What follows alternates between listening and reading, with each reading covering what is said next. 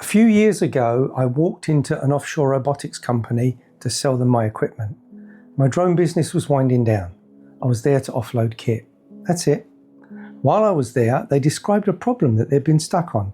They had drone footage of a crane. They needed it converted into still photographs, thousands of them, to build a 3D photogrammetry model. And I said, well, you can do that with Agisoft Metashape. Pull frames at intervals, control the overlap, feed it the seals. I'd done exactly that with my own drone survey work. Same problem, different industry. They hired me, more or less on the spot. I walked in to sell equipment and I walked out with a job in offshore robotics.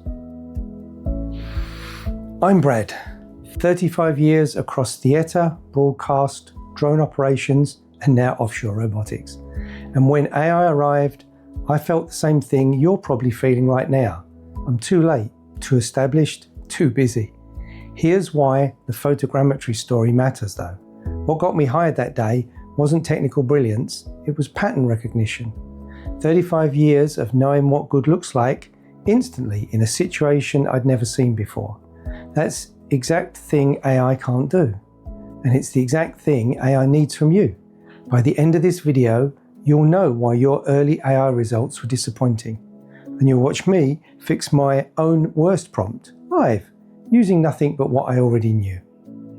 35 years is the prompt, not the liability. Now, if you've seen the shorts, you've seen the staircase. 4 levels of AI use. This is the long version, the one with everything I couldn't say in 40 seconds. Level 1, prompts. You type a question, AI answers. That's where most people start and it's where most people stay. Level 2, context. You stop repeating yourself and give AI a proper brief, memory, structure, standards. Level 3, tools. AI connected to real systems, reading your actual files, doing actual work.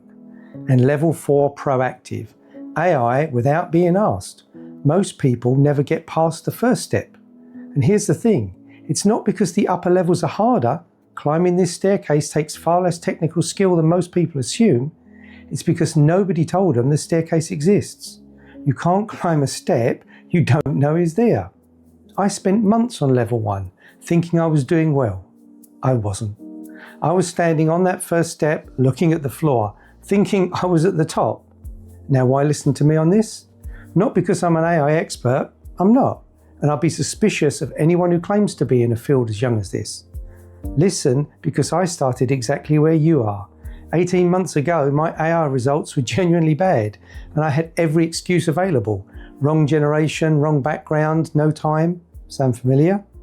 What I had, what you have, is the thing the AI world keeps overlooking. Decades of knowing what good looks like in a specific field. It turns out the single most valuable thing you can bring to these tools, not enthusiasm, not youth, judgment. So here's the plan.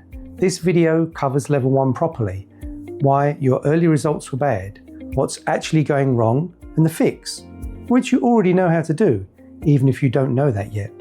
I'll show you one of my own worst prompts and the mess it made. Then at the end, I'll rewrite it in front of you. You can watch the difference appear in real time. The staircase doesn't punish you for starting at the bottom, it rewards you for knowing the next step exists. Now, level 1 is a prompt without context. That's the whole definition, and I can show you exactly what that looks like because I kept the receipts. This is a real prompt I wrote when I was helping with business planning at work. We needed to understand the oil and gas inspection, repair and maintenance market, the IRM market, the world I work in. Here's what I typed, word for word. Look at that prompt for a second. It's polite, it's organized, it's even got bullet points. It looks like a perfectly professional request because it's exactly how you'd phrase things to a search engine. And that's the tell. The answer I got back was fine. Technically accurate, completely useless. It gave me the whole world, global market figures, the Gulf of Mexico, the North Sea, Brazil, the Middle East. Players we will never likely compete with, operating in regions where we're not going to be doing too much work. I am at an offshore inspection company based in Singapore. Our world is Southeast Asia and Australia. The North Sea numbers were no use to me whatsoever. And I want to be honest about what I did next, because you may recognize it. I blamed the tool. My first conclusion was that the output was generic because the technology was limited. Impressive demo, shallow product. That conclusion was wrong. The tool did precisely what I asked. I just hadn't asked for what I actually needed. This is what I now call the competent generalist problem. AI answers the way a computer generalist would, a well-read, articulate person who knows a bit about everything and nothing about you. Ask a generic question and you get the answer that that person would give. Broad, balanced, covering all the bases you don't care about. It doesn't know where you operate. It doesn't know what decision you're feeding. It doesn't know which 3/4 of the answer you'd dismiss in 2 seconds as irrelevant because you never told it. If you want, a 35-year expert would say, the expertise has to enter the conversation, and there's only one door it can go through. You. So here's the reframe that changed everything for me. Bad early results are not a verdict on the technology. They are certainly not a verdict on you. They're a positioning problem. You're standing in the wrong place relative to the tool. And unlike most problems in professional life, a positioning problem can be fixed in an afternoon. Keep that IRM prompt in mind, by the way. We're coming back to it at the end of this video, and I'm going to fix it in front of you. Quick check before we go deeper. See if you can answer this before I do. What's the difference between a bad tool and a badly positioned user? A bad tool gives you wrong answers. A badly positioned user gets generic ones. If your AI outputs have been accurate but useless, that's positioning. And that is good news. Now, I want to show you a number, because this section is about why you specifically, with your decades behind you, have a structural head start on this problem. Coursera published a job skills report every year, drawing on nearly 6 million enterprise learners. In the 2026 report, the fastest growing skill amongst data professionals, the people you'd assume were the most AI-ready workforce on the planet, wasn't prompting, it wasn't coding, it was critical thinking. Enrollments up 168% year on year, and among people learning generatively AI specifically, as much as 185%. Sit with that for a second. The most technical workforce in the world is scrambling to learn the skill you've spent your entire career building, knowing when an answer is wrong, knowing what good looks like in a specific context, knowing which of 5 plausible sounding options will actually survive contact with reality. That's not an AI skill, that's a career skill, and you can't shortcut that. You get it from years of watching things work and fail in your field, and no course fully substitutes for that. There's a formula I find genuinely useful here. It comes from Sabrina Ramanov. Her work on practical AI is excellent, and I build on it openly. AI leverage equals skills multiplied by clarity. The value you get out of AI is a multiple of 2 things: what you know and how clearly you can communicate what you want. Notice what is not in that formula: technical ability, age, how many AI newsletters you read. In one of the shorts, I showed 2 lines diverging: domain expert with AI against AI alone. This formula is why those lines diverge. 2 people can sit down at the same tool on the same day, one with 2 years of experience, one with 30. They are not starting from the same place. The multiplier is different. In practice, working with AI at any level comes down to 3 operator skills. 1, defining the task, knowing precisely what you're asking for. 2, supplying the context, giving the tool what it cannot possibly know. 3, evaluating the output, judging whether what came back is right, partially right, or completely wrong. Now, look at those 3 honestly. Defining tasks. You've been writing scopes of work and briefing teams for decades. Supplying context. You've onboarded juniors, briefed contractors, written handover notes. You do this instinctively with people. Evaluating output. That's the 168% skill, the one the world is queuing up to learn, the one you already have. Every one of the 3 operator skills is a seniority skill. Not one of them is a technology skill. That's the structural head start. And the rest of this video is about cashing in on it. So, how do you actually do it? Let's get specific. 4 principles, none of them technical.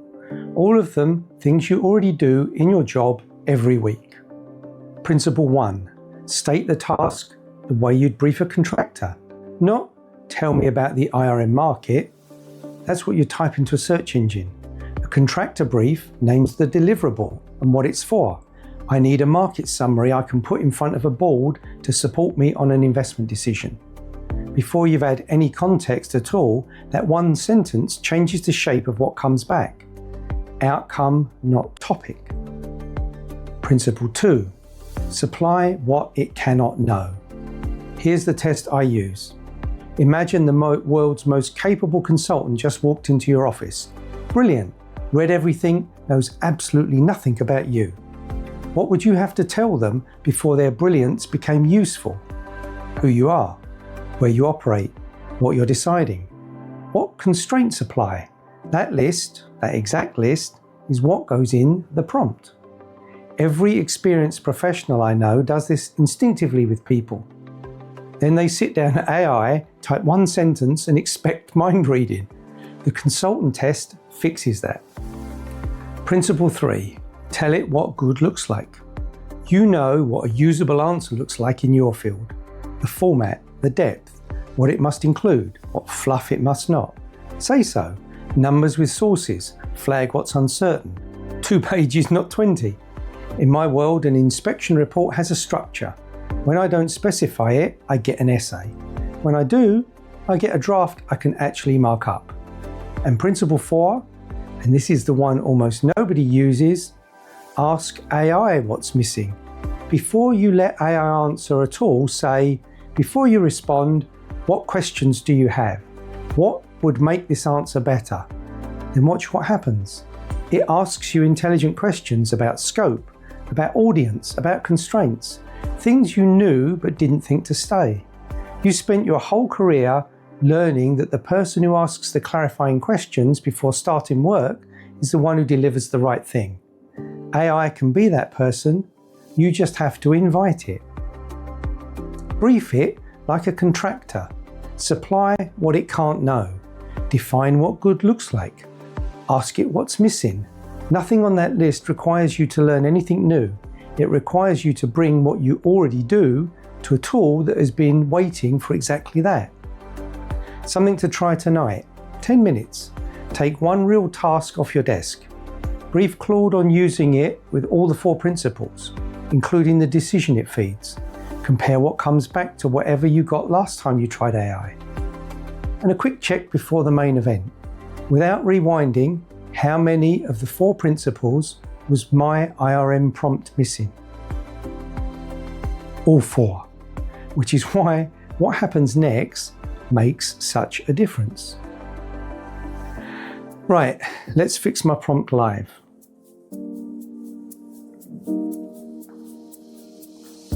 This is the actual exchange from earlier, my bare IRM prompt and the answer that covered the planet. But instead of rewriting it myself, I'm going to do something better. I'm going to make Claude do it. I paste my original prompt and its own output, and I ask, critique this answer. What context about me and my situation were you missing that would have made it generally useful? Look at what comes back. It tells me, without any sulking, which is more than you can say for some consultants, exactly what it didn't know. It didn't know what region I operate in, so it covered the whole world. It didn't know what company I'm at, operator, contractor, equipment supplier, so it couldn't tell which market figures were even relevant. It didn't know what decision the research was feeding, so it couldn't choose between a market overview and a competitive analysis. It didn't know the time frame, the water depths we work at, the asset types we inspect. Every one of those gaps was something I knew. I knew it so well I forgot it needed saying. 35 years of context sitting in my head, invisible to the tool, because I typed one sentence and expected mind reading. So now, the rewrite. All 4 principles, every gap filled. Same AI, same day, same person typing. The first answer was a textbook. The second is a working document, scoped to my region, my market, my decision. The first one I closed and never opened again. The second one I could put in front of a colleague. But here's the real point. The experience advantage made concrete. Look at what the rewrite is. I'm a senior robotics operations engineer at an offshore inspection company based in Singapore. We provide work class and inspection class ROV supported inspection, repair and maintenance services for subsea infrastructure across Southeast Asia and Australia and New Zealand. I'm supporting a business planning exercise. We're deciding where to focus our service offering over the next 3 years. In this industry, contracts can take a year just to put in place, so a snapshot of today is no use to me. Give me a picture of the subsea IRM market in Southeast Asia and Australia and New Zealand, market size, the main service activities by demand, the major players and major competitors in the region and their relative position, and where the growth is expected across that 3-year horizon. Flag clearly anything you're uncertain about, and ask me any questions you have before you start. The first one I closed and never opened again. It's actually made of knowing that operator versus contractor changes which numbers matter, knowing the difference between a work class and an inspection class ROV and why that splits this market, knowing that contracts here can take a year just to put in place. So any answers that snapshot of today is already out of date by the time you can act on it. A smart 25-year-old cannot write that prompt, not because they lack intelligence, because they lack the mileage. The rewrite isn't a technical upgrade. It's 35 years of knowing the territory, finally allowed into the conversation. So a quick self-check, and be honest. Nobody's watching you watch this. Where are you standing? If your prompts already carry the context, the decision and what good looks like, you're past level 1 and the next video is where it gets interesting for you.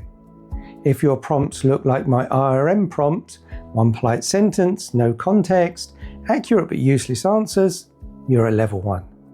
And the difference between where you are and where you'll be in a month isn't talent, it's information you now have. So why act on it now rather than someday? 2 numbers, context not hype. Anthropic, the company behind Claude, their CEO said at their developer conference in May that the first quarter of 2026 delivered 80 times annualized growth. They'd planned for 10, 80. And the companies built on these tools are running revenue per employee figures around $3.3 million against a traditional software benchmark of $200,000 to $300,000. Make of any single number what you will. The direction is not subtle. This is moving for, including the people building it. In one of the shorts I talked about 2 people at the bottom of the hill. One starts climbing, one waits. Here's what I couldn't say in 40 seconds. The cost of waiting isn't the months, it's compounded. Every month you work with these tools, your judgment about them sharpens. Your sense of where the wrong is gets faster. Your briefs get better. The person who starts today and the person who starts next year don't end up a year apart. They end up much further apart than that. But the same compounding works in your favour. You're not climbing from the bottom, you're carrying 35 years of exactly what the tool needs. So here's your first action tonight. 10 minutes. Open Claude. Take the last substantial thing you wrote for work, a report, a proposal, an email that mattered. Paste it in and ask, what context would you have needed to produce this to my standard? Then read the answer. That list it gives you, that's your own expertise reflected back at you as a map. Keep it, you're going to want it for what comes next. Because here's the truth about level 1. It has a ceiling. Everything I've shown you today, the 4 principles, the rewrite, it all works, and every single conversation you have to do it again and again. You supply the context. The conversation ends, the context evaporates. Tomorrow you start from 0. Groundhog Day with better prompts. There's a moment, and it's the single biggest jump on the whole staircase, when your expertise stops resetting with every conversation and starts compounding instead. That's level 2. That's the next video. Next Sunday right here. Between now and then, the shorts continue every Tuesday, Thursday and Saturday.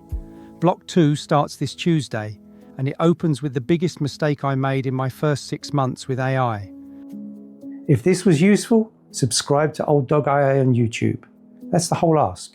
I'm an old dog climbing this staircase one level at a time, and the next step is the good one. See you on level 2. Let's climb.